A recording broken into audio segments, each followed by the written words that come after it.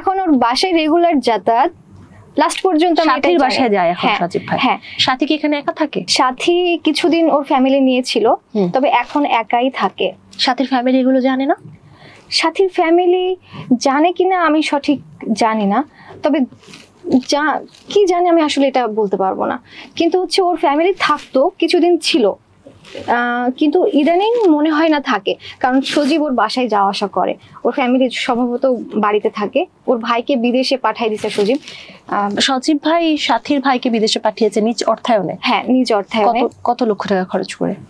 7.5 লাখ এরকম। আচ্ছা, কেন করলো এমনটা উনি?